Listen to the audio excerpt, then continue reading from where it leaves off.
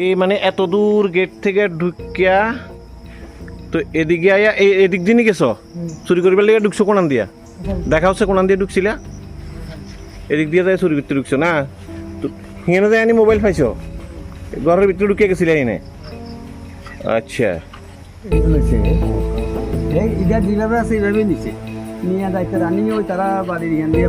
কাবারটা ভালো গেছে কাবারটা আমরা পাইছি। হ্যাঁ এর দূর আইসো এরপরে চুরি করিবার লেগে ঢুকছো কেমনে কত দেখা হচ্ছে কেমনে এদিক দিয়ে গেছিলা আচ্ছা হ্যাঁ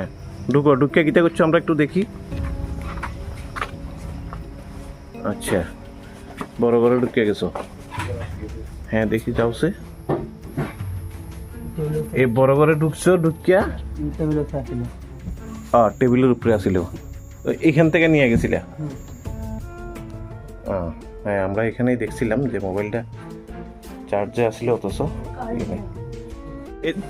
এদিক দিয়ে গেছিলি না কাবারটা কোন দিকে ফেলাছিলি মোবাইলের কাবার মানে চুরি করে এদিক দিয়ে ব্যাগ দিলি আর ফালাইছত কোনখানে মোবাইল কাবার এই সাইডে ঠিক আজকের দিনে আপনি এখন আপনার 2 দিনের মধ্যে আপনার ছেলের মোবাইল যার ইন্টার্নশিপ রয়েছে এখন ওই মোবাইলটা আপনার হাতে পেলেন চুরি যাওয়া মোবাইল যেটা একটা অসম্ভব ব্যাপার ছিল যে মানে 48 ঘন্টার মধ্যে এভাবে পাওয়া কিন্তু আপনি পেলেন আপনি নিজেও একজন সাবকথার পরিবারের সদস্য কি বলবেন এই কম সময়ের মধ্যে মোবাইলটা পাওয়া এটার জন্য আমি মানে প্রথমে তো বলবো এটা সাবকথার পরিবারকে ধন্যবাদ জানাবো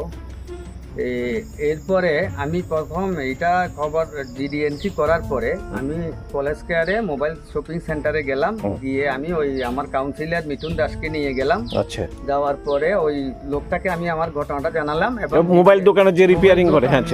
রিপেয়ারিং সেন্টারের মালিককে এবং আমার জিডি এন্ট্রিও দেখালাম সে বলছে যে ঠিক আছে আমি যেখানে যেখানে মোবাইল ঠিক করতে সেন্টার আছে আমার একটা হোয়াটসঅ্যাপ গ্রুপ আছে ওখানে ওটা ছড়িয়ে দিয়েছে আমি এটা ছড়িয়ে দেব সে যথারীতি ছড়িয়েও দিয়েছে তুমি মোবাইল হাতে পেলে